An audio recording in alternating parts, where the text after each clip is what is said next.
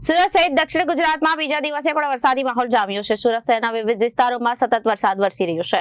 Athwa gate, Piplod, city light, Vesu, Varachha, Katargam, Udhna, Dindoli, Pandesara સહિતના વિસ્તારોમાં ભારે વરસાદ વરસવાને કારણે નોકરિયાત પર જતા લોકોને હાલાકીનો સામનો કરવો પડ્યો હતો।